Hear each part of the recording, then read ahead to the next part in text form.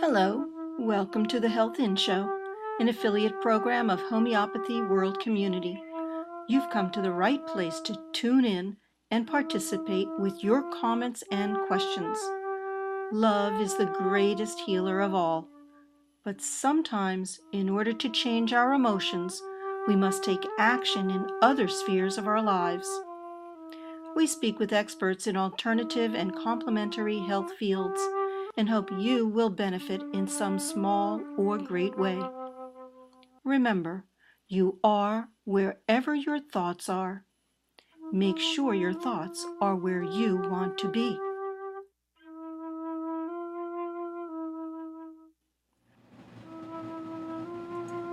Today is October 13th, 2014, and we are live on the Health Inn Show with Mike Andrews, calling in from the UK, and I will give him an introduction after I introduce a little bit more of the show. I just realized that my regular intro says love is, and in our slide we also have love is allowing your autistic child to watch the same movie over and over and over again, so many times that you can recite it word for word from memory because it makes him happy, him or her happy.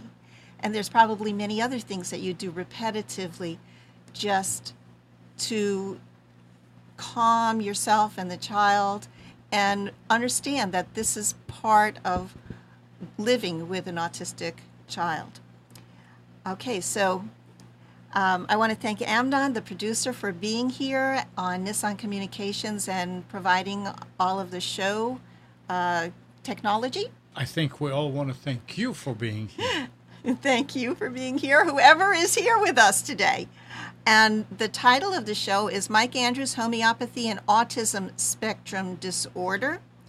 Autism is a spectrum disorder. Each and every individual on the spectrum is different, even from if they come from the same home. And that's my first slide for you. You will be able to see the PowerPoint slide both on the show and on Homeopathy World Community Network. And if you wish, you can call in to 919-518-9773 and speak with us directly if you have a comment or question, or get right on the chat and let us know what you're thinking, and we'll get that information over to Mike. So then our second slide is the love is quote, and following that, and sometimes we have to repeat ourselves also to the elderly on the other end of the spectrum of life. And then we have a meditation, because I like to start off with something that comes from the heart, something that is almost like an affirmation or a prayer or a blessing. Living the Golden Rule. Living and breathing the Golden Rule makes each person feel good about their actions. Breathe in the knowledge that you wish to treat others as you would like to be treated. Breathe out the knowing that you will not do unto others what you would not have done to you. Welcome the unconditional love that comes from spirit through the heart. Feel the gentle warmth of acceptance, respect, caring, and inclusion into the family, group, community, and society at large. Keep that vision before you always. And anyone who is in need of prayers and healing, we are, as a community, sending them out together in a group hug. Mike, yay, he's with us. Mike Andrews, R.S. Home, graduated from Mission Norland School of Homeopathy in the UK in 1990. He has taught at many UK homeopathic colleges, London College of Classical Homeopathy, Purton House School of Homeopathy, and the University of Westminster. In full-time homeopathic practice since 1990, he is a registered member of the Society of Homeopaths. Mike works in London, Ludlow, Shropshire, and also via Skype, how we're working today. With over 24 years of practice, he has worked with many children and their parents, giving him a good practical understanding of child development, including diagnosis of dyspraxia, dyslexia, ADHD, ADD, Asperger's, and autism. So the next slide, which shows that little bit of information, we're going to move right along. And I'm going to start by asking Mike an impromptu question of how he got involved with this intense endeavor of writing the book and really focusing in on children in this way. And then talk to us about the guide for practitioners and families. Yes, well, I'd been treating a number of children with autism, and I wanted to look at how my results were compared to other people. Was I doing things in the best way? What results do other people get? So I started researching and talking to colleagues, and I got the opportunity to write this book for a non-homeopathic publishers, which I thought was a great opportunity, because most of the books on homeopathy and autism and homeopathy are either self-published or published by very small clinics. So to get this book out to the autistic community as a whole seemed a fantastic opportunity. But I didn't want to just sort of write about my experience. I wanted to talk to colleagues, talk to people I hadn't met yet, and just find out really what was going on around the world. Because I thought, there's already books of cases, but let's look at what's happening on a larger scale. Let's try and get an overview of what's happening and what's possible. Is that helpful to you? Very good. You wanted to touch a lot of people's lives and help everyone. And I think this book is going to make a big difference once they get reading it and learn all the information you've accumulated. And you're expanding and constantly building upon what you've got so far. So yes, and it's like I'd never written a book before. I'd written articles and for journals, and it's an enormous task writing a book. But I felt it was something that I really wanted to do and had to do, and reading it myself, I do think it is actually an incredibly good book. There's a lot of information in there. Right, you've talked to so many experts, and that's what we're going to find out. Yes, Mm-hmm. yes, yeah. Okay. So you lead us on and walk through the PowerPoint slides and answer questions along the way. People can call in to 919-518-9773 or get on the chat on nissancommunications.com. Okay. Yeah. So slide number 5. Just saying homeopathy can be an effective way to manage behaviour, to improve physical health problems, and to enhance overall well-being.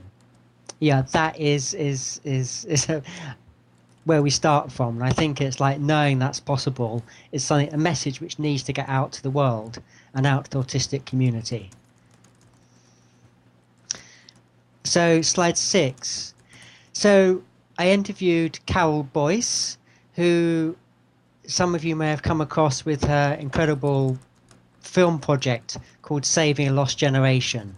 And I do recommend that you go and look that up, Saving a Lost Generation, and see the video project she's working on there. I spoke to Philippa Fibbett, PhD, who has done a case study looking at the effectiveness of homeopathic treatment for ADHD, but also a number of ASD children were part of that cohort. And I'm going to talk more about her work later on. And I spoke to, I'm not quite sure how to pronounce this woman's name, Dr.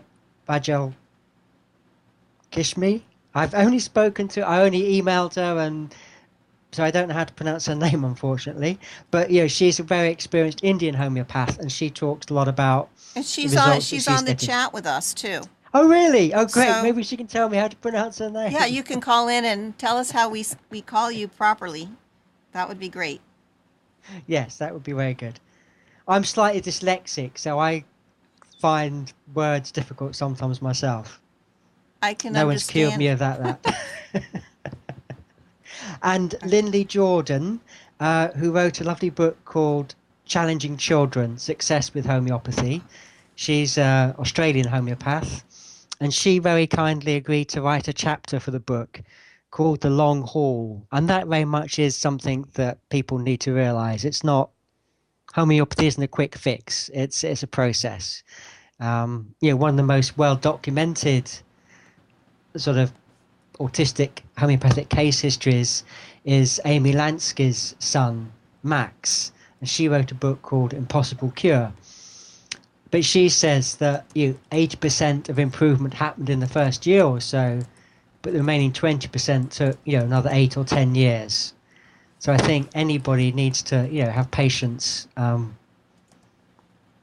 with the whole process. It's a journey. So do people then get very excited at the beginning because they can see initially some dramatic changes, but then it drops off and it's a slow progression after that? Is that what you found? Well, or else they still want more. Even though something's changed, they still want more. So there can be an impatience, wanting things to change dramatically and magically. I think that's something we all come across with all kinds of areas as a homeopath, that something serious and deep-rooted isn't necessarily going to disappear overnight. It is a process. And certainly I kind of see in my cases there's ups and there's downs. You think, oh, this child's doing really, really well, and then suddenly they go back. And it is important really to keep in touch and keep in communication, because if you leave a child too long without an appointment, without a remedy, then you can step back. But in my experience, I've not seen any children go back to where they were. They're just kind of starting to lose ground again. And remedy pictures can change, and as they grow up and develop, things become clearer. I think that was a really important message for people to hear, because we do kind of have an expectation from homeopathy, and especially if you're integrating all the other alternative methods of diet and biofeedback and whatnot, that you will see continual, like a curve going upward of continual improvement, where and at a rapid pace. And what you're telling us is through experience that these children do take a lot of patience, a lot of time monitoring, and perhaps changing the remedy on an infrequent or frequent basis depending on the case. So I know people also want to see what the cases are, so I won't hold you up a little so much. Okay. Yeah. I'll come back to all of this, but okay. Yeah. So slide number 7, just saying that the purpose of the book was to assimilate work from around the world. Homeopathy is big in Australia, in Brazil, in Canada, in Europe, in India, in Israel, in Japan, in the UK, the US.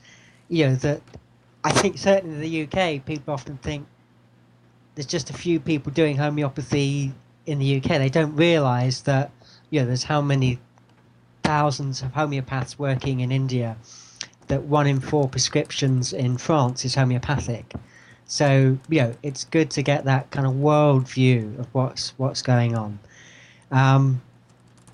Mostly the work has been small practice audits. Research is unfunded, and it's hard to take that forward. I wanted to look at the different types of ways people are working. There's not knowing quite who's on the call.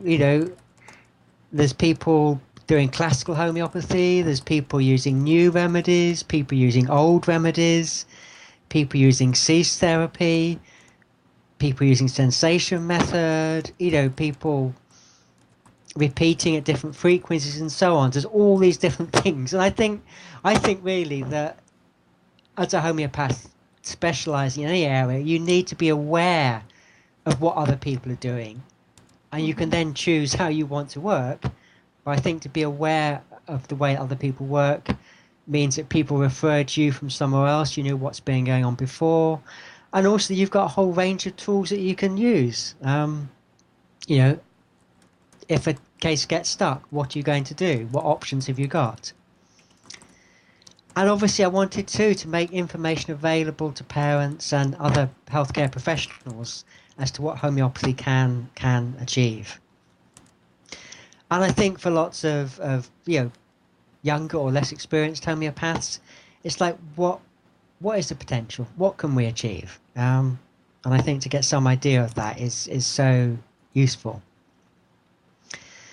So slide number 8, just saying that homeopathy is a system of medicine based on treating the individual with highly diluted substances which trigger the body's natural system of healing.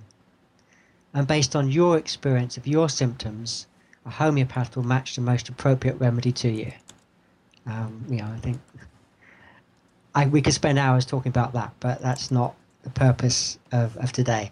But I do go into explaining in my book just what homeopathy is, trying to address the needs of maybe of different types of people who might pick up the book. Slide number 9. To me, it is clinical experience which is going to really mean something to probably most parents. They're going to hear from a friend or a contact that homeopathy works for their child, so they will want to go and see that homeopath themselves. Something that Carol Boyce is really interested in is video evidence. If you've got a video of a child before treatment and a video of a child after treatment, then probably that's good evidence. But we could right, get that's accused the of evidence of one case, right? But Yes, it's so yeah. it's so dramatic that it leaves an impression that people really want to find out more about it. So even Yes, if it's something that just draws other people, it's important. Yes, and I know that on the publicity for this show, you put a link to Dr. Bravalia's study, at Yes. the Spandan Holistic Institute, and that's a lovely piece of work. He's looked at 60 children over a period of time, and he used proper testing of them for 6 months before starting homeopathic treatment, and then tested them throughout the year whilst they were receiving treatment. So that's a lovely piece of work as far as I can see, of really doing more of a research piece of work with a large group of children. So slide number 10, lovely quote from Paracelsus. Those who merely study and treat the effects of disease are like those who imagine they can drive away the winter by brushing the snow from the door. It is not the snow that caused the winter, but the winter that causes the snow. And I think homeopaths all know that. I was looking at some of the work on gluten-free, casein-free diets, and it being like an opium kind of effect on the child's brain and so on. But why?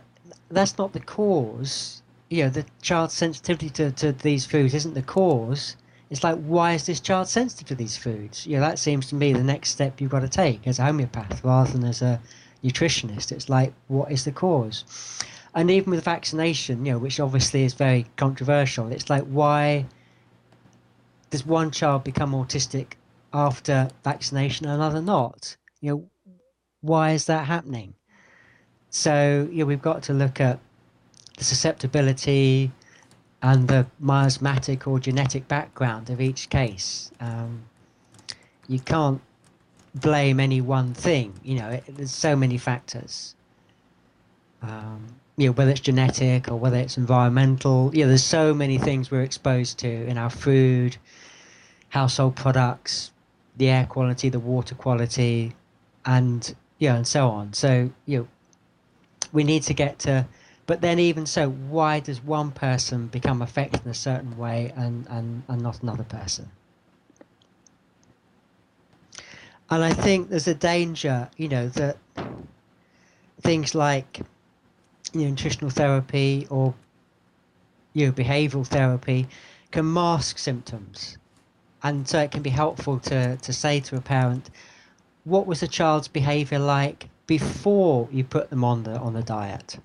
I remember one case that I saw, the child was, obviously very withdrawn and so on, but there's no obvious anger or tantrums at this stage. But before the diet, the child had been headbanging a lot and had lots of tantrums. So those symptoms were suppressed in a way by the diet.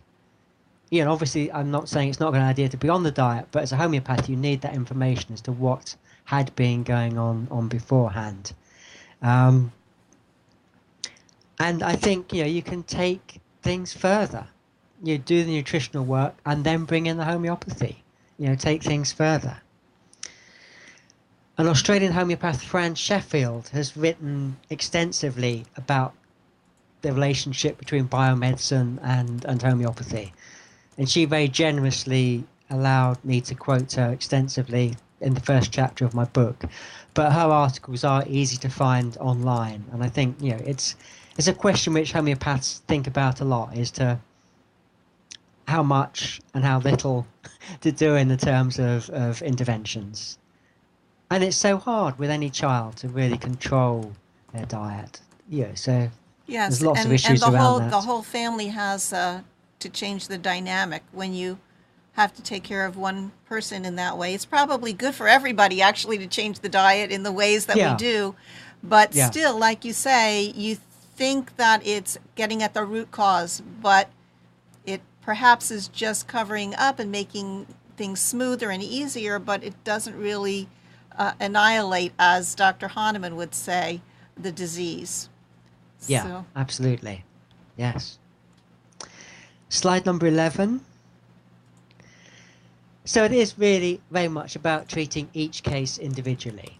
Yeah, there obviously are remedies which come up more often for autism as they do for other things, but also there might be just one person in the world who needs a particular remedy, and that might be their similimum. So I think you have to be open and go in looking for the individual and what they might require, and to, you know, look for the real causative factors rather than just managing or suppressing symptoms, and how important all aspects are. You know, it's, you know, think about the gestures. You know, you could say, well, this child is stimming. Lots of children stim, but why are they stimming? What's the stimming represent? One child, you know, previously he's always done this kind of thing, and now you can't see me doing this, but now he's just banging his legs all the time. Why has that changed? What's going on? I haven't worked that out yet, but you know, something's changed, that he's now changed the gestures he's making. because the body speaks. The body speaks for us. It's something that it's unconscious, at an unconscious level. It's not something we're purposely doing. Oh, for instance, I was just reading about the vaccinations and how many children then get tics right after vaccinations. And so the body is speaking, whether it's a toxic overload or something that can't be helped in almost any other way unless you clean the body or use homeopathy. Yes, I've changed his remedy anyway. You know, so let's see what happens. And then another child I saw was just doing this all the time, and it was like when he's excited, his is kind of like a tensing and a contracting. Right. You know, so I, you know, saw that as being a type of convulsion, you know, and took that into my repertorization. Like a cramp. For him. Or You know, so it's just kind of, you can't just take the common symptom of stimming. You've got to try and understand. I mean, just doing it yourself kind of helps, doesn't it? You feel it. Everybody, you can say it's the opposite of our meditation. It's the repetition of this action. And we do have a caller on the line. Yes? Yes, hello. Hello. Yes, did you want to ask a question or give a comment? No, I'm just listening. Okay, so Thank you. folks, you can call in and talk to us at Computers 2K Voice on Skype or 919-518-9773. Continue on. So right now we're on 11, slide 11. Yeah. Well, So I was saying, you know, another child might, talk about death or talk about being protected by God, and that's important. This particular child who did well on burrito carb, it's like he needed God to protect him. I don't have many 7-year-olds, who talk to me about God protecting them. It's unusual. Or jealousy might be the big factor in another child. So it's really kind of, what's the inner world of this child? Obviously, some children are non-verbal, so then, they can't tell you these things. So then it's very much more observation and talking to the parents. How did the mother feel during pregnancy, and you're using that kind of information as a clue. So as I want to say, it's like really there are so many remedies which it might be. Louis Klein has done lots of work on the orchid remedies. The Reichenberg almonds have done lots of work kind of with very individually selected remedies. Other homeopaths are using, very common remedies. So I think the thing is, if you can document your work and prove that it's working, then that's the important thing. And I think any new methodology needs to be collecting data so that we can see that it's not just words, but that something is definitely working. Rachel on the chat says she thought that if the child has stimming, it's not repertorized because it's a regular part of the disease of autism. Mm-hmm. So how do you answer that question? I think, it's like, what's the stimming represent? What's it about? Because for me, this particular, response, this just kind of is so striking. Mm-hmm. And it's different to doing that. It's different. So, it's just trying to understand the totality. I mean, I also found that this boy who's doing this, he wakes up in the middle every night and runs in a fright to his mother's bed, and various other things.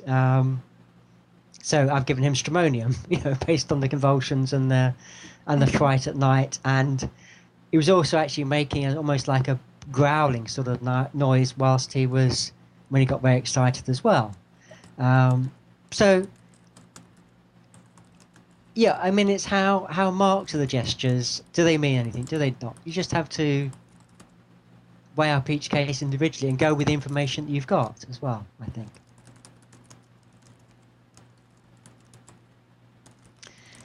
So slide 12. Yes, this idea of looking for changes in the disposition and the symptoms expressed by the child, and to prescribe on the basis of the symptom picture presented. So, obviously, if you have a child that was developing normally and then regressed, you can do that.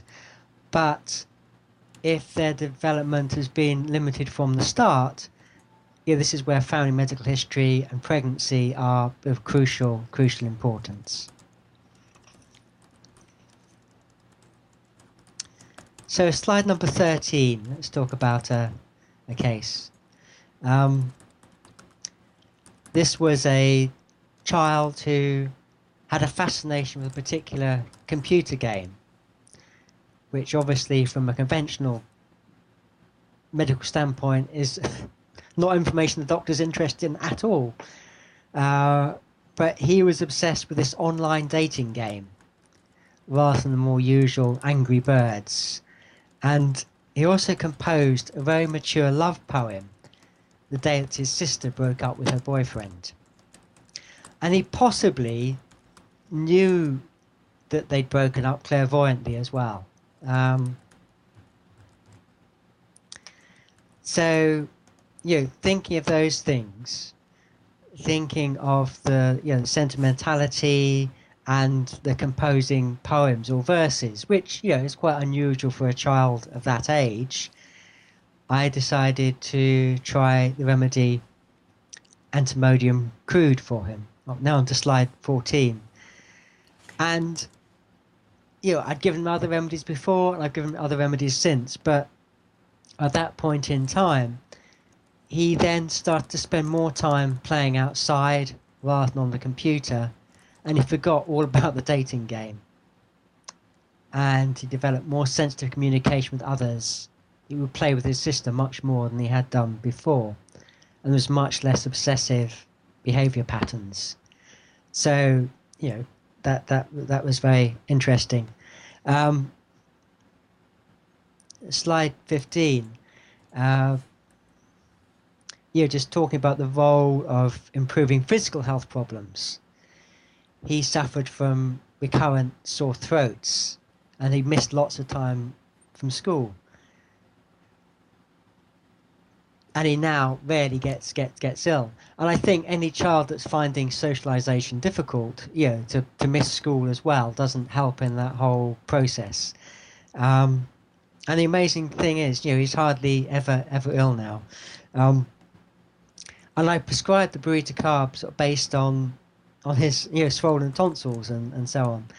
And in fact, it's actually turned out to be a remedy which has helped his autistic symptoms very, very well. And to be honest, his case had never been particularly clear until that point. And once I gave the burrito carb, things then became clearer. And he was doing so well up until a few months ago that his mother had seen no need to bring him back. But he has recently changed school, and that seems to have upset him a bit. There's actually a very clear sort of new remedy picture coming up at the moment. So interested to see how he responds. And it's strange, really, because I can see this other remedy was almost there before, but it's like just much, much more pronounced now. So, but wait and see. But talking about this idea of going back that I was talking about before, he's never gone back, to some of the repetitive behaviour he used to engage in. He used to, come and stand, incredibly close to me, and he just kind of would repeat information about dates or sounds of words. He just doesn't do that anymore. And he's still interacting much more with his sister, and with his mother, and but he's now got into a very silly sort of type of behaviour. So. Right. So the parents are always searching for things to gain further improvement because they see the benefits right away. One thing happens and the next thing happens, and they say, oh, so now he's no longer doing these other kind of gestures, but communication is opened up a little bit differently, and it's expressing it that way, this silliness. Yeah. And could it still be just a deeper essence of the same remedy that needs to be repeated again, and possibly in a different potency? Yeah, could try that, but I just felt it was I thought we talked about this, and she felt that last time I'd given the remedy, it had helped intellectually and in various other ways, but she still felt there were areas it wasn't helping in. And he just is so silly now. I think the silliness. He makes everybody laugh. So he does. Yeah. We have Phyllis Georgic, who's in the chat, who talks about the use of things like bowel nosodes and other vaccine nosodes and things like that as a typical part of the progression and intercurrent use of homeopathy. Yes. I mean, I love bowel nosodes, and I use them quite a lot. I mean, not just for autism case, but all kinds of cases. And sometimes they work wonderfully, other times they don't. I got one of my children who was doing very, very well on tuberculinum, but was having real problems around sugar cravings and what he would and wouldn't eat. I decided to give him Saccharum officinale 6x on a daily basis, and it seemed to have helped him enormously and taken him further. So and I've tried DPT and MMR detoxes with patients, but it hasn't worked in any case that I've used it for. Huh. I've used, but I've had cases in my experience with asthma which have responded to DPT or MMR. I've had women with hormonal problems since IVF, where I've used the hormones in potency, and that's worked. So I know the idea works, but it hasn't yet worked in any of my autism cases. And maybe I'm not addressing the right thing, or haven't found the right thing, or there's something else. And I think this is, for me, one of the complications of the cease therapy is like finding out what is it, what is the substance that the mother used during pregnancy or even before pregnancy that was the final straw and needs antidoting.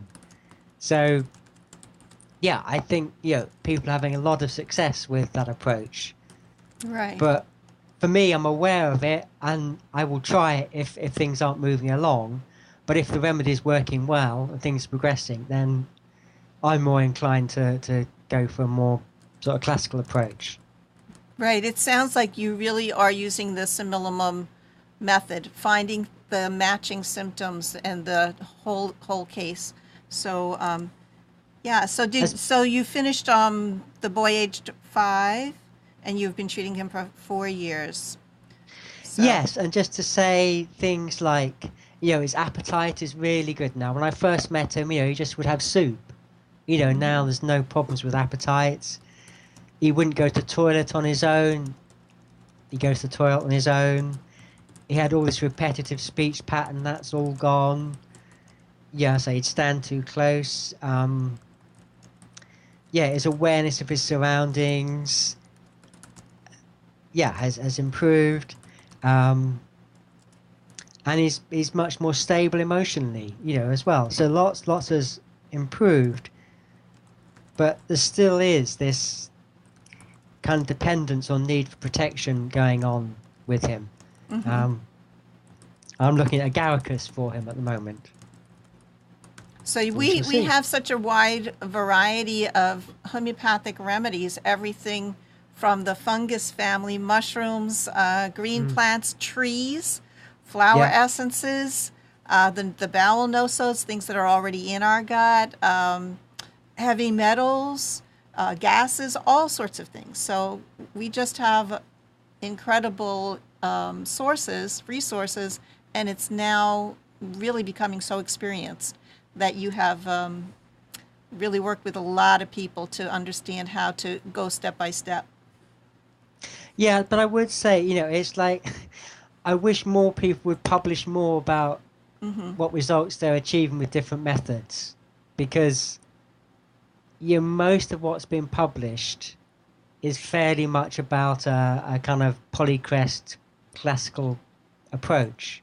And I think there really needs to be more published about other methods as well, so we can really see that they are as equally effective. It's because it's easy to say this should work in theory, and I became more open-minded as I went through writing the book, actually, because I talked to people, practitioners and parents who were saying I've had great results with approaches different to mine. So I've become more open-minded. You found your mission. You found your mission and your role, because you're asking for more publications, and you're gathering the work of others and putting it in your book, and that's really marvelous.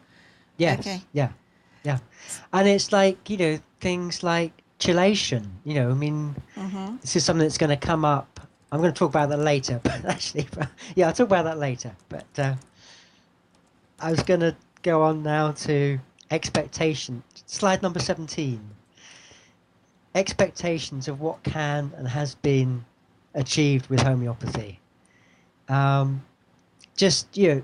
comes from experience, and you want to know kind of how long is it likely to take before I see a change? What's possible? What's likely? is one remedy going to do it all? Is it going to be a zigzag? Are there levels of disease? Are there layers to treat? Which remedies are likely to come up? Which aren't going to come up? And I mean, for me, it was, when I came across books many years ago, like Morrison's Desktop Companion to Physical Pathology, it's kind of like getting to know with acne or with a digestive problem, with anything. It's like, what's likely to happen? It's having some idea. The homeopathic prognosis is kind of useful, but always miracles can happen. Even if there's been damage to the body, miracles still happen. So I never like to be limited, but I'd rather be cautious to what we can and can't achieve. So slide 18, I was going to talk about... If you wish to skip any of these slides, you can, if you feel there's something more important further ahead. Yeah, let's quick. I just finished my first little section here. Okay. So research, it's not funded. Case reports are dismissed, and it's hard to fit homeopathy into randomized controlled trials. And there's arguments for whether you should look at a treatment's effectiveness or efficacy. But then, high dilution is contested. Anyway, we've got so many problems that we come up against. But anyway, I mean, I talk about that more in the book, and maybe that's not the most important thing to talk about now. So, slide 19. Philippa Fibbert, who I mentioned earlier, she says, in the majority of cases, I see homeopathy helping with specific areas such as emotional issues, anxieties, sleep, social problems, etc. Physical, gut difficulties, skin problems, and general such as fears, phobias, and obsessions. Slide 20. After a career trying to help vulnerable children as a teacher and a parent educator, I found this to be the most effective intervention by far. So I think that's really interesting. Someone who's professionally worked as a teacher and parent educator, has worked with children with all kinds of special needs for years, kind of then sees that homeopathy is a thing that really works. And maybe by reading this book, other people will come to that opinion as well. So, slide 21. I wanted to refer to the work of Judith Weichenberg-Ullman and Robert Ullman, who I had the pleasure of meeting in the UK probably 10, 14 years ago. All their books are, I'm sure, well known. And, they looked at kind of the types of symptoms that were most likely to improve with homeopathy, which they list here. And they talk about problems that sometimes get better. On slide 22.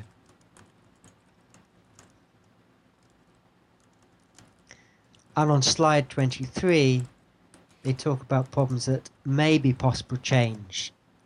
So it's useful to have, and this is their experience, other people may say, but I always expect eye contact to get better.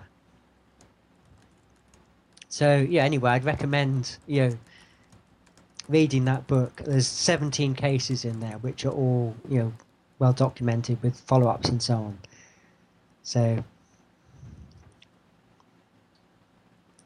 and slide 24, Amy Rothenberg, Paul Herskew's partner, who I'm sure many of you in the States know very well.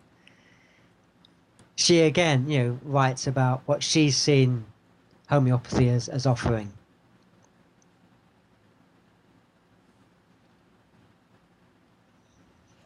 Well, we're going to repeat again that parents must be patient with the progress report month to month and year to year, because that seems to be an issue with homeopaths who kind of lose the momentum with their parents when they don't see a dramatic change. And sometimes it takes a lot of trial and error and testing of different homeopathic remedies and small increments of improvement, and the participation of the parent in keeping a journal and observing and noticing small things. Yes, that's great that you've said that, because when you read a statement, like this by Amy, is you don't know the background to that and the story behind it. And I would have loved to have interviewed more people for the book and, collected more information, but there were time limits, obviously, for me, and whether people are available or whether people knew me or not. So, but, if ever I get to do a second edition, there's more people I'd love to interview in the book and have contributions from. And then taking us off to another part of the world, slide 26, in Brazil. We have some research I came across there.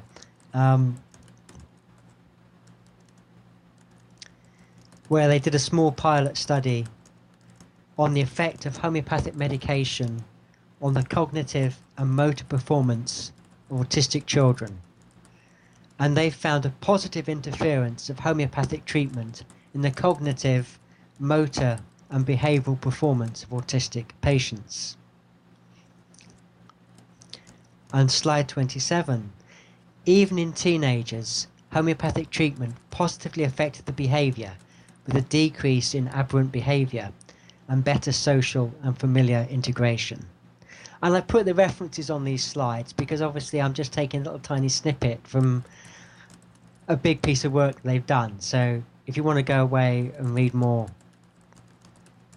And I've had to understand and think about research more than I have ever done before, so I got involved in this piece of work. And it's interesting, I think, that they refer to treating teenagers, because you might feel that, treating someone as a teenager, how much can you do? But there's actually a nice case by Danny Dushan-Ron, who has contributed an interview to the book.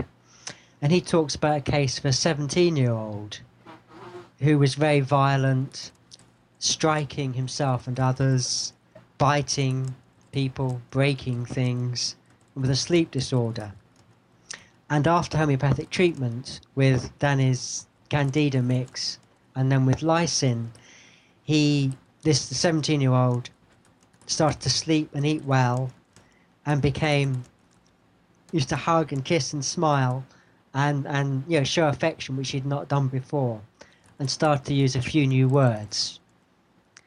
And I think that using a few new words is so significant and so important and so, so precious and moving. I know with some of my patients, when I find that, a child is communicating with his father for the first time, it makes everything worthwhile to see that kind of change happening.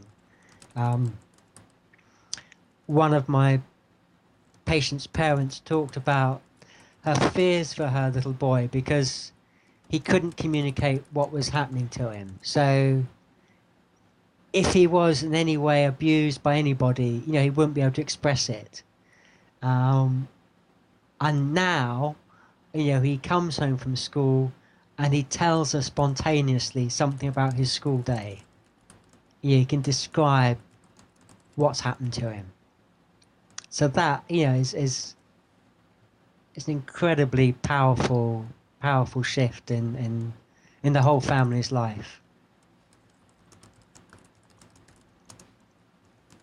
Any comments? Do you notice anything going on? And there's a lot of talk in the chat, but people are meeting each other and greeting each other and talking about different ways of addressing autism with homeopathy. And so keep going because they love what you're talking about.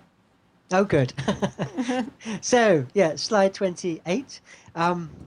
Just talking about Danny from Israel, with his Candida-based remedy, which is it's a mix which he's made up himself, which is different to the Candida nosodes that you can purchase, and you have to purchase it directly in Israel.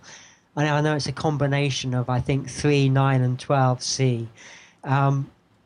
But yeah, he's treated thousands of children in Israel. And he says on slide 29, after receiving the Candida mix, most patients showed improvements in areas such as attention span, ability to concentrate, hyperactivity, sleep disorders, and eating disorders. Having previously had an extremely restricted diet, after the Candida mix, they accepted a diet containing a wide variety of foods. So, yeah, I think this could be a really interesting nosode to get hold of. And it would be a completely different question to figure out or ask the question of what it is in our society today that Candida is so prevalent. A very difficult disease for women, and it's happening in their childbearing years and things like that. So what's happening in the environment? What's happening in our societies that this is coming up so much? And there's so many marvelous cures and health benefits to the fungi family, which is phenomenal all around the earth, and it's their network is all connected, the mycelium of the fungus. So we need to talk to each other. Yes, this whole fungi world and all the viruses and bacteria, how we use them as remedies and I it's think really maybe the important. medical world will be catching up pretty soon. Yeah. Okay, so where are we now? Slide. Where are we now? Oh, we're going to slide 30. Great. He also noted improvements on the physical level with amelioration of pain, gas, bloating, diarrhea, chronic constipation, and incontinence, all of which are common problems with autism. Although, I think that people using other ways of working would also report these changes as well. So I think this is this is what one finds in homeopathy, isn't it? The way that you work seems to work. Mm-hmm. But if I did that, would it work? It's like, or do all roads lead to Rome? That's a good answer, that there are many paths to find a cure, and that's why we're all, not only is each person, client, child an individual, but every homeopath is an individual, and what works for them with the relationship dynamic between the homeopath and the patient or client is also unique. Yeah. Okay, and I wrote a little note in the chat that digestive problems are ubiquitous. I mean, right now for people with IBS and Crohn's and celiac, and all of this stuff is coming up. And then we find out about the gut biome, and that's the new buzzword. So I think we're really getting closer to homeopathy as we go along. Yeah, and then there's someone called John Gamble in Australia who, he's sort of looking at remedies for IBS and coming up with some unusual strategies there. There's just so much going on, so much to find out. It's just everybody's got to get writing and sharing and talking, because there's so much we're all learning and discovering, isn't there? Slide 31. Japan. They use homeopathy there too. Dr. Yui, some of you might have read her books. She audited 99 cases of developmental disorder. They may not have all been ASD, but she found 60% greatly improved, 21% improved, 8 some changes, 10% became a normal child. I don't know if I want to be normal. There is no normal. Yeah. And 1% are new clients unknown. But and I think, it's like, what is normal is a big consideration, isn't it? And as I was writing for a non-homeopathic publisher, I was really challenged on this, saying autism can be cured, or it's like, I don't want to be cured. I want to be different. And I think that's something to think about, but, to me, it's if you're aggressive to yourself or to others all the time and you can't communicate and you can't eat, these are things which probably you would want help with changing. But, not to, but, we need different ways of looking at the world and different ways of doing things. So, the last chapter of the book was the gift of ASD. What is it that, Temple Grandin, I know, is very well known for amazing work she's done in animal care. So, everybody has got something to offer, but hopefully people can come out of themselves a bit more and be able to speak a bit more, communicate a bit more. That's so important, I think, for human beings, and to do something in the world that gives them satisfaction. But I don't know about becoming normal. Lovely. So. And yeah. Keep Should I going. go Keep going. Slide number 32. Fran Sheffield, who I talked about before, she says in her practice, distress from noise or odours and poor gross motor skills are often amongst the first things to improve following an appropriate remedy. So that's interesting to know, isn't it? That she sees those things changing. Right. So we can be looking out for a progression of what clears first, and look for those cues. And if that's not working, then you need to move on to something else.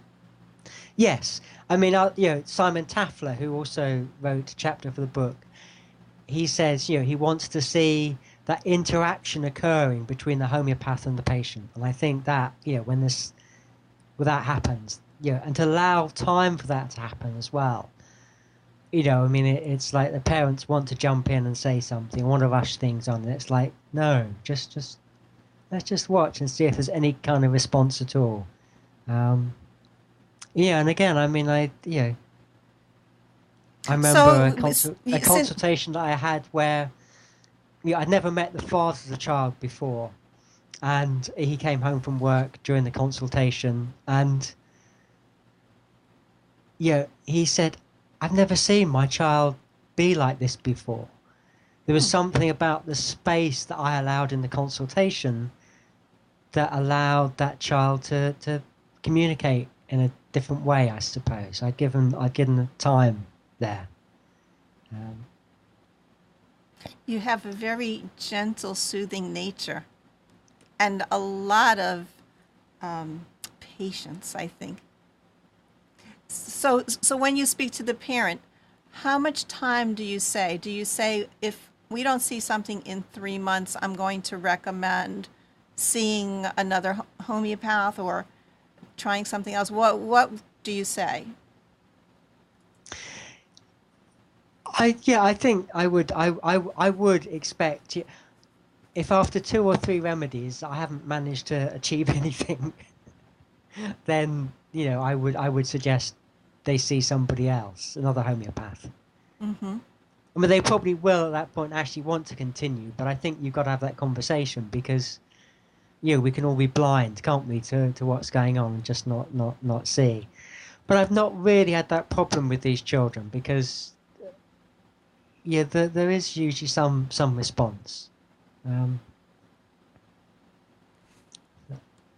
Okay. Yeah.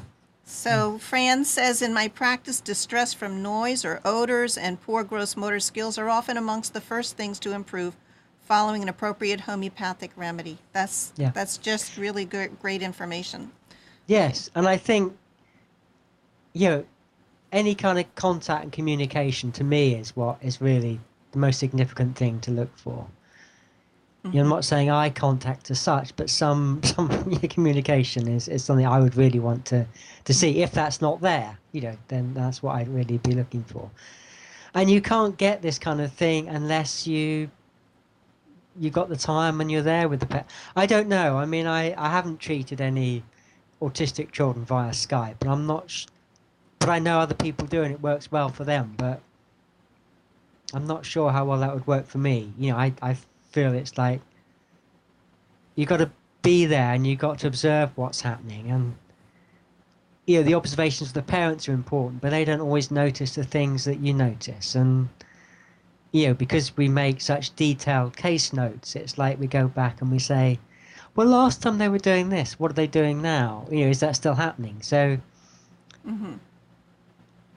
it's as Vitulcus said in his book, The Science of Homeopathy, there's those patients who want to please and will tell you they're better when in fact they're not, and those who kind of say they're not better when actually when you go through things they are. So Mm-hmm. just having your case notes and going back and saying, well, last time you said what's happening now, and it's usually something going on.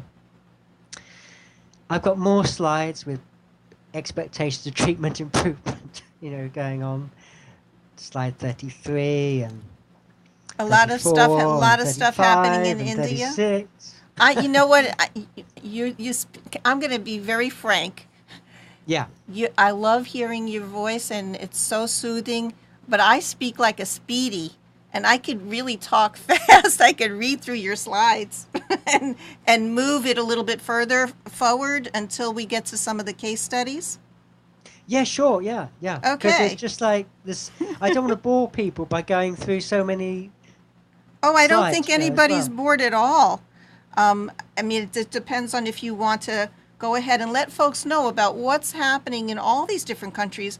So many homeopaths are working on this issue because it changes the entire dynamic of the family when one child needs so much care and attention. So Yeah. in India, you have our study found significant reduction in behavioral symptoms, anger, so that's an emotional thing, biting, pinching, hitting, acting out, after following homeopathic therapeutic regime. Eating and drinking, overeating or not eating, and similarly drinking abnormality showed significant change. And so this is a publication in the Journal of Research of Homeopathy, Indian Journal of Research in Homeopathy. And a lot of people that I speak to say that their children will only eat or actually drink liquids. Their meals are liquid. And, because they're very sensitive to texture and flavor and different things. So this is significant as well. On the next slide, India 34.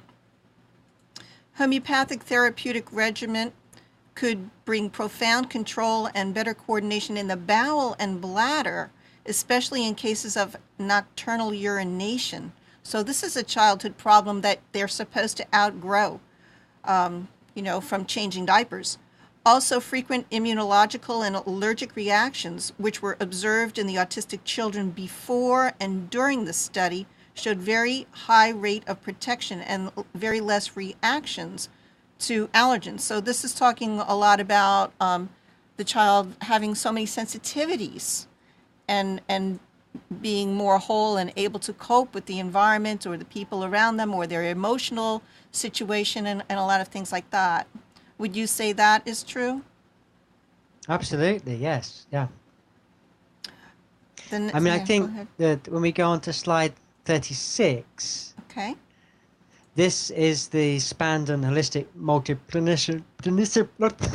that long word there. It's a big tongue Institute. twister. Yes, Multidisciplinary Institute. They're referring here to 123 autistic children. There were 63 between 1998 and 2006, and then 60 between 2006 and 2009. And that second cohort are the ones which are written about in the report which you've attached to this show. But again, they're showing reduction of autistic features and rehabilitation into mainstream society. Yeah, wow. That's major. That's like major, when Yeah. you think that you're It- going to have to, this codependency or this dependency, that the parent is going to have to take care of this child as if they were an infant for their entire life. And now they can function and be a contributing member of society through the use of homeopathy. That's major improvement. By the way, Yeah, everybody on the chat says you're not boring at all, and they want you to come back because you're so fabulous. So let's keep going. thank you. Yeah, so just looking at the abstract of that piece of research, they say 9 out of 60 cases showed a reversal, putting them into non-autistic zone. Wonderful. What But let's percentage remember is that's only 9 out of 9 out 60 of is 60. You know, I think be realistic that's too. It's not every child is gonna become non-autistic. But 34% showed improvement, uh-huh. 8.3% showed status quo, and 3.33% worsened. Yeah, so it's like there's a range of things happening. But isn't it Right. worth it even just to be, one of the 33%? It's worth trying homeopathy. Right. And you That's can get all of this data and links and resource material in your book. Well, tell the folks the name of yes, your book. absolutely. Yeah, I've even got a slide with my book, haven't I? Which is Okay. somewhere in there, near the end, I expect. Yeah. But the book is called, I can hold it up, can't I? Yes. It's called Homeopathy. Yeah, can you see that? Homeopathy and Autism Spectrum Disorder. Yeah. A guide for the practitioner and parents. Is that what it says? Practitioners and families. And families. I'm sorry. Yeah. It was very light. Okay. Yeah. And it's available from Amazon, of course, Mm-hmm. but also other suppliers as well. But if you just type in, to Google Mike Andrews autism, then you'll see all the places you can get it from. So yeah. Okay. So yeah, I mean, there's obviously so much that I put into there. And then you want to introduce Carol Boyce, who is a phenomenal homeopath in her own right and film producer, has circled the globe in search of finding remedies that homeopaths are using to save a lost generation. That's the name of her film. Yeah. And so we'll have to get her on the show too. That would be great. Yes. Yeah. And then I've interviewed her in the book as well, so she's worth listening to. But that is definitely worth slide 37. Just go to that link and look at her incredibly powerful videos there. I know that for political reasons she's not been able to pursue that work as far as she would have liked to have done. But she's doing fabulous work. So slide 38. Homeopathy can further enhance the effect of nutritional and dietary approaches. A boy aged 7, slide 39. He'd been on a gluten-free, casein-free diet for a year, but when he started homeopathic treatment, there were incredible further advances. When I first went to see him, I did a home visit for him. He was lying on the sofa with his iPad and headphones on, watching videos of trucks and lorries and diggers and things which he gets excited about. But he needed help from his mother to change from one video to the next. So he'd just go, change it, kind of thing. By the second time I went to see him, about 5 weeks later, he was copying the URLs from his mother's phone onto the iPad so that he could get the next video. Mm-hmm. And by the third visit, up to 3.5, 4 months, he was playing computer games. I mean, what kind of level of developmental change is that? So we see communication skills improving and also communication skills. We don't want them only communicating with the computer, but with... Absolutely not. No, Okay. I mean, I don't think the ability to play computer games is a great Definitely aim in life. But, it showed a big step forward in what he was able to do. And his manual dexterity as well. He could type now, which he couldn't do before. And he is now, using more words as well. He's starting to use more words. So, it's not just being on the computer that he's changed. He's changing in his interrelationship with other human beings as well. So I think that was quite incredible that, he'd been on the diet. Yes, there'd been lots of changes, but bring in the homeopathy and, these incredible And it makes it steps easier forward. also, actually, all the clearing work that's done with the environment and chelation and diet, that all that clearing work really sometimes helps to enable the homeopathic remedy to work, or vice versa. Yeah, I mean, maybe that's why he responded so well so quickly. I hadn't thought of it like that, but I hadn't thought of it like that, but I hadn't thought. Oh, I'm getting an echo for the first time. Oh, I'm getting an. Yeah, that's working well. Yes. Okay, so now folks want to know, how do they find a homeopath that will be a good match for them? Yeah, so obviously recommendation is really important, isn't it? It's like someone in your community who's used a homeopath, then that's obviously often how people come. Obviously different countries have got different professional organizations of homeopaths. So, I mean, there's lots of big names in the States, aren't there? There's Paul Herskew, Amy Rothenberg, John Melnichuk,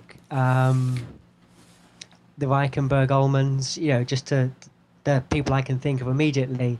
In the UK, there's the Society of Homeopaths, which has a list of registered homeopaths, and there's people here to look at as well. So obviously, I think really just put it, ask around. Obviously, within the autistic community, people talk to each other a lot about things, and the important thing is to try and talk to the homeopath as well and find out, what their experience is, and whether they keep up to date with training and so on. And other parents, obviously. Yeah, I think other parents is probably the main thing. But I put in the back of my book a list of organisations, and there's the names of people who've contributed to the book in there as well. So hopefully, if you ask someone, they can put you in the right direction. Lots more I wanted to say, but listening through there. What is required from the parent and the caregiver?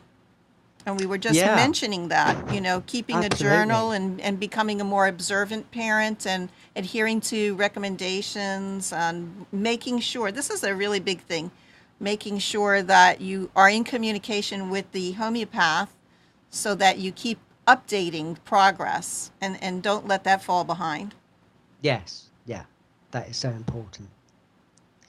And I mean, I think it's worth thinking about using some kind of measurement of what's going on. Often with a parent, I'll say, how are we measuring change? What are we looking at this time? So we might be looking at, there's a lot of flapping, there's a lot of silliness, there's a lot of whatever. So let's see if those things change when we rather than saying to the parent, observe everything, notice everything, maybe limit it to a few points.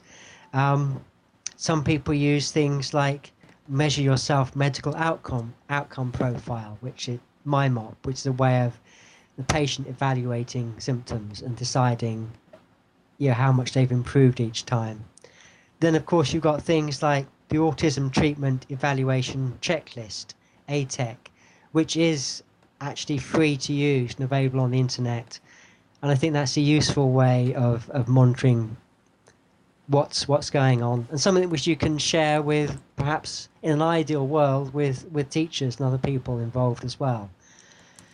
So I think it's interesting, on the bullet point it says, be prepared for the unexpected return of old symptoms and aggravations. And in your previous study, you mentioned the percentages of children in the 60 out of 60 children, so many, 9 were able to go into a regular classroom. But then you said there was a percentage that actually had worse symptoms. So yes, that could have been addressed homeopathically as well as a pointer to something that was related to a new remedy or that was needed at the time. Yes, it could have been, couldn't it? Or it could also be perhaps that, they weren't able to eliminate toxins sufficiently, and maybe they needed nutritional support there. Right. So, yeah, I mean, it's a very detailed, article that which you put a link to, and I think that's really worth reading. There's bits of it which you can just sort of blur as you read through what are they talking about, this research language and percentages, but in there's a lot of very useful information. But yeah, I mean, it's communication, isn't it? It's like, phone up the homeopath and tell them what's Slide going 42. on. And Right. So you just really were mentioning obstacles to recovery, which were that there are toxins in the environment and probably in our bodies. I mean, they're testing mother's milk, they're testing blood, and they're finding so many things, hormone disruptors and whatnot. So there's a lot that's can be addressed in terms of cleansing.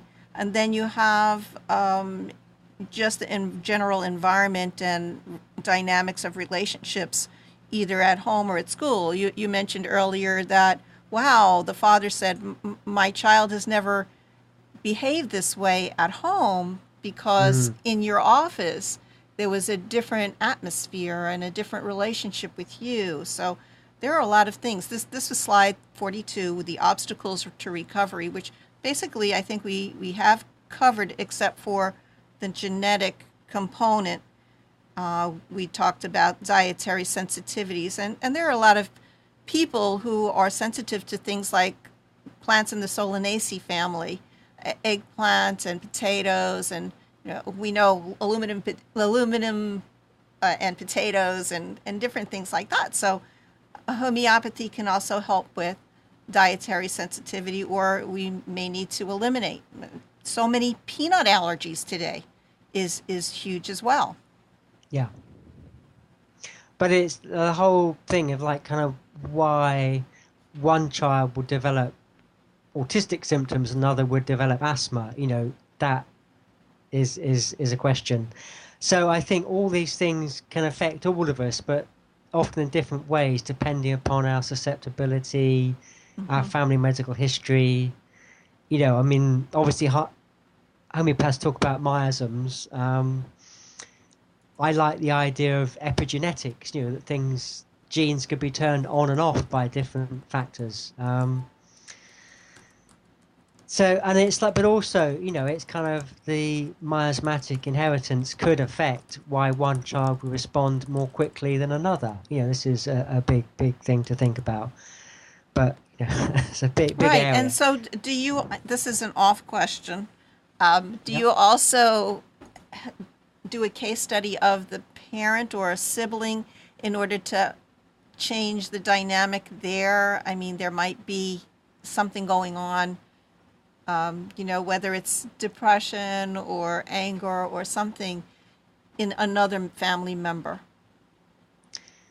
I have done actually, yes, but not always. And in an ideal world, probably you would want to treat the whole family, but it can get quite complicated too if you're treating a whole family as well sometimes. But Maybe we see greater improvement. Okay.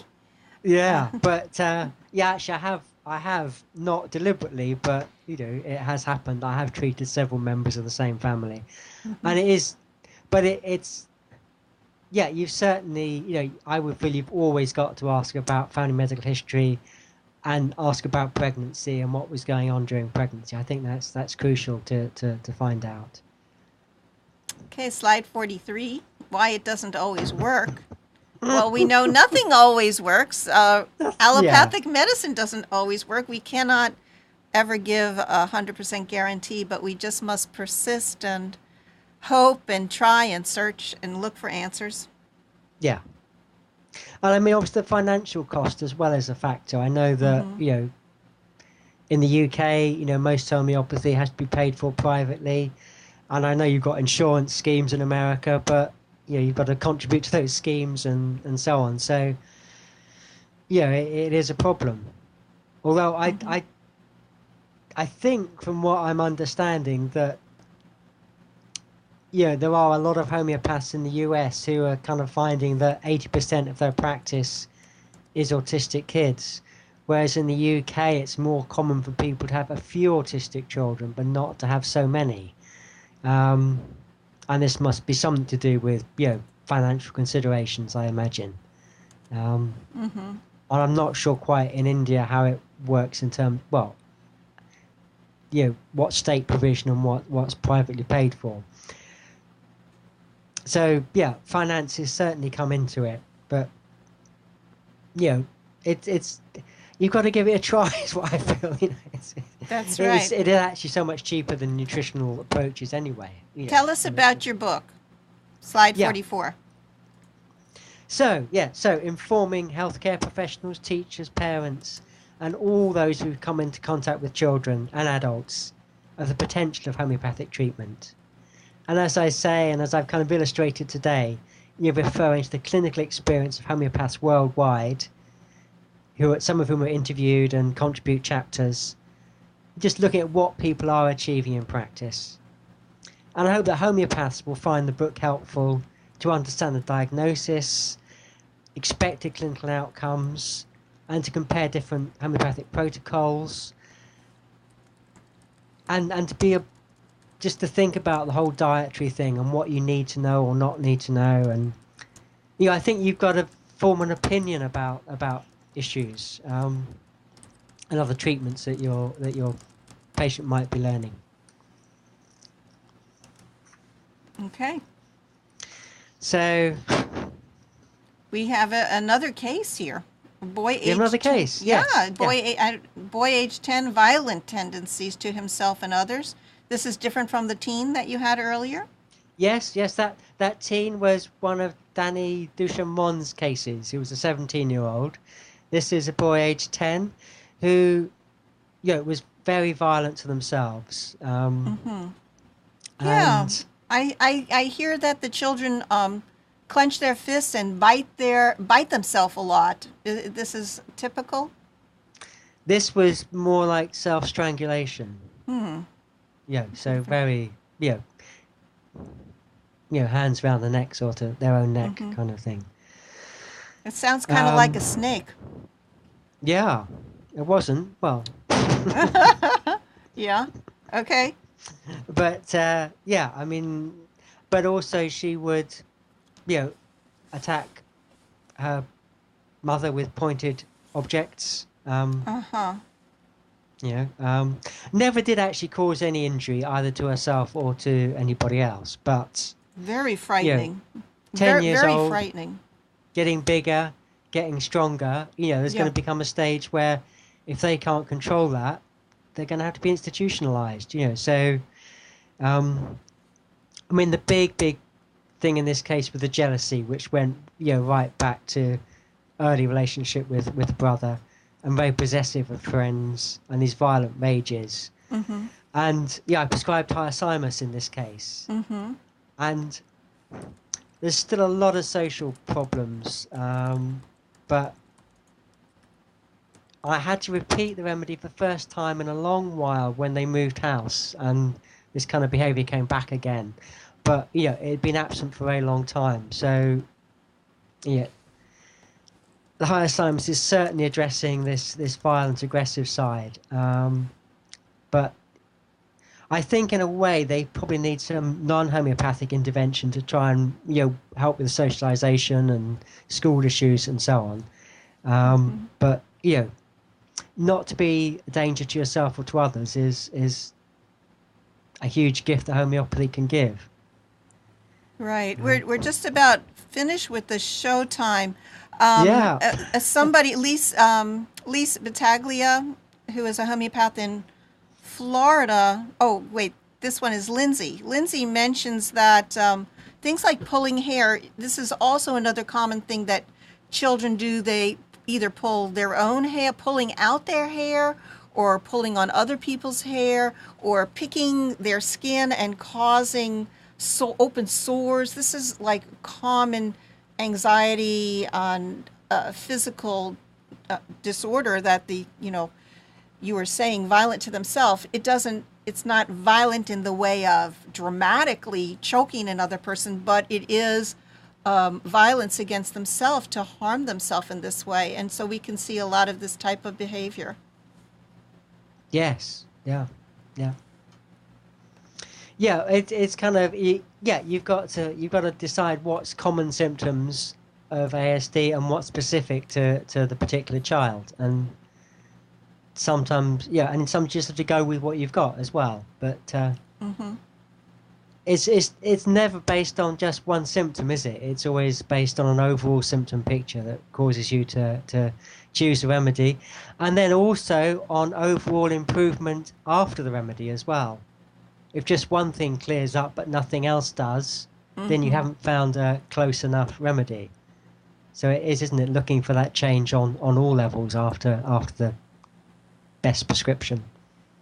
I won't say correct prescription, I'll say the best prescription, because it's hard, isn't it, to find the best remedy, but we do the best we can.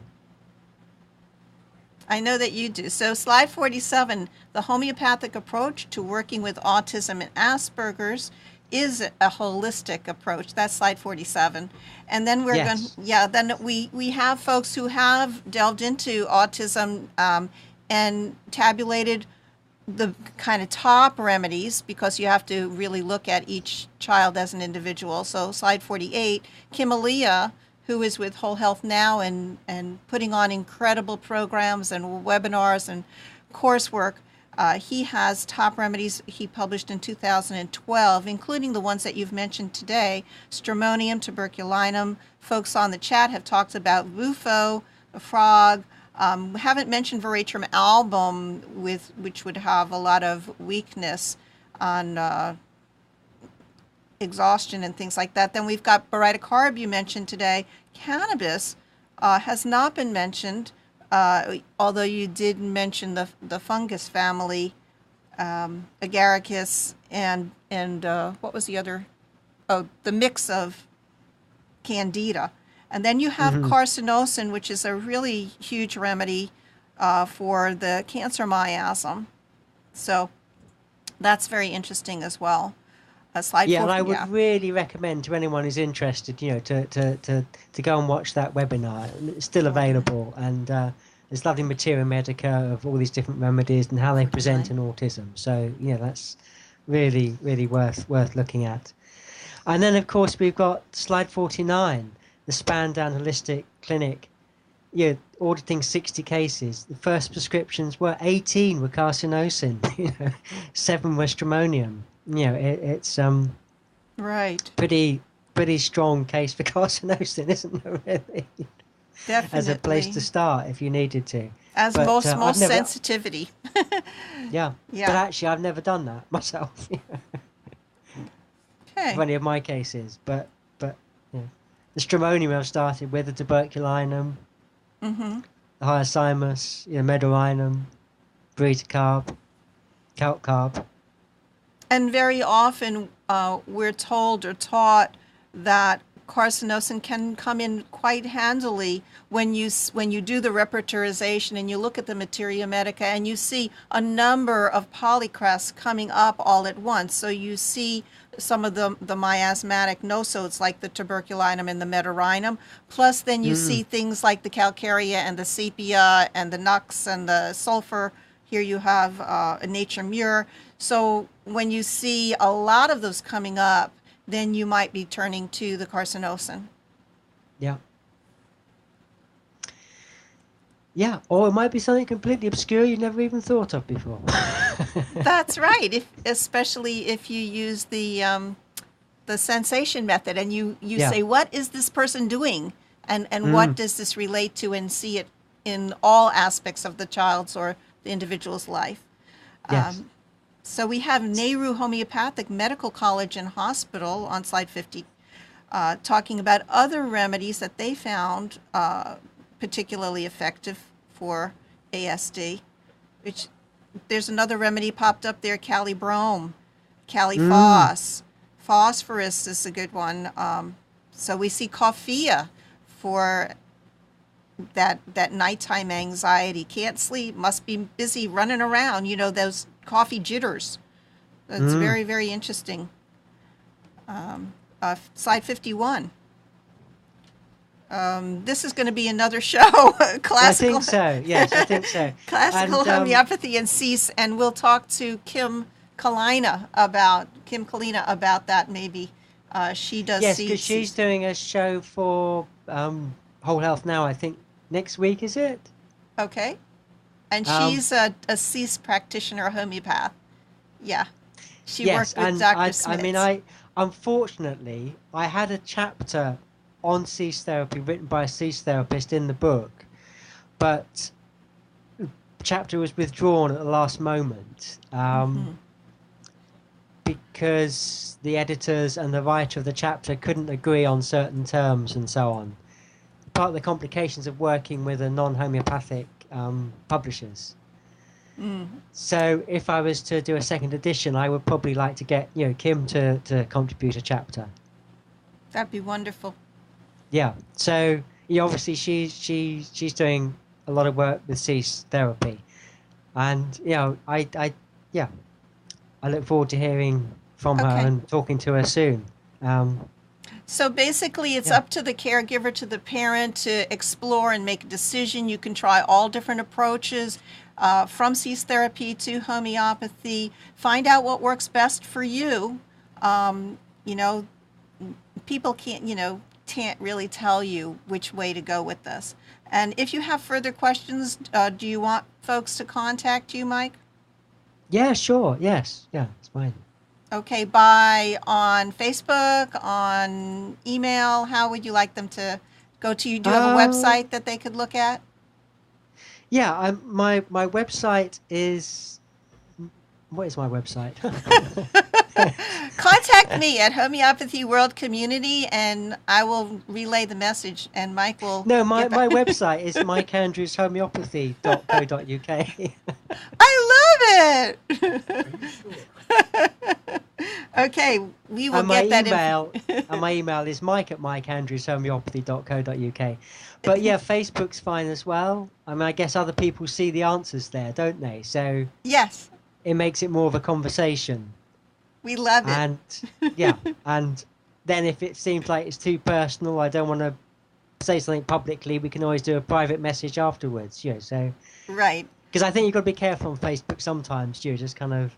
We do not diagnose, we do not prescribe. All of our programming is educational, entertainment, and informational. So that's right. Even on Facebook, it's a good way to look in his click about on his page and find out how to connect with Mike Andrews, or contact me, Homeopathy World Community at gmail.com. And so I want to thank you so much. This has been a pleasure, and we have a huge chat room of people with tons of information and chat going on. So I will post that information on the website, Homeopathy World Community. If you want to say a few last words before I give information about upcoming show. Yeah, well, it's been really fun doing this. And yeah, so much I want to talk about, so much to share. It's funny not seeing people really, not knowing how many people are listening, or what people, not kind of knowing what people's level of knowledge or experience is. But yeah, it's great fun doing this, and thank you very much, Debbie, for setting it up. And I look forward to continuing the conversation in other ways. And I think kind of the purpose in this show today has been fulfilled. Number one, letting you talk about your book, informing the public, creating more awareness about autism spectrum disorder and homeopathy and the benefits of homeopathy, and also reaching out to parents, practitioners, and people who are working in the field who might want to be published and let their work be known. And I think that seems to be one of your focuses and your mission, to get this information into the hands of practitioners, clinicians, even allopaths who, have lost hope in seeing progress, and they really want to move forward. Yeah. So thank you so much. Upcoming next week, next Monday, talk to me. Tell me if there's a subject that you want me to have a show about. I'll see if I'm up for it.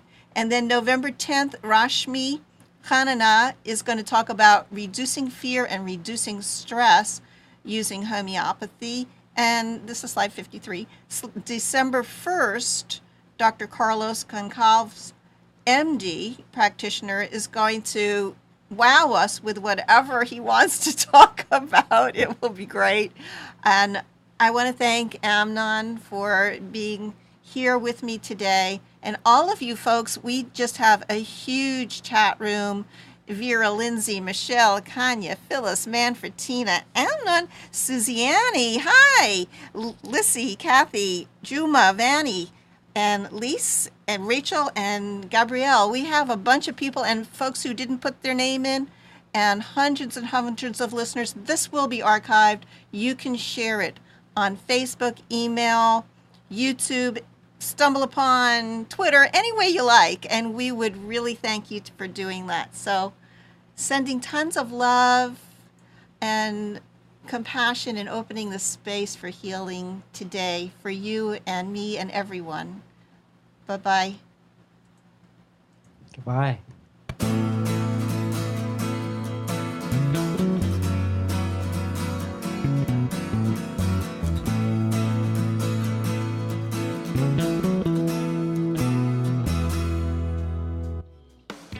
You are tuned to the Nissan Communications Network.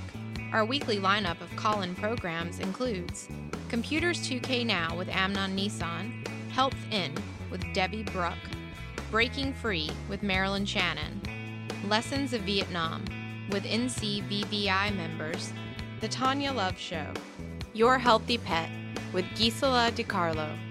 And if you tuned in too late, you can always watch each program in its entirety or download an MP3 audio file of it at www.nissancommunications.com.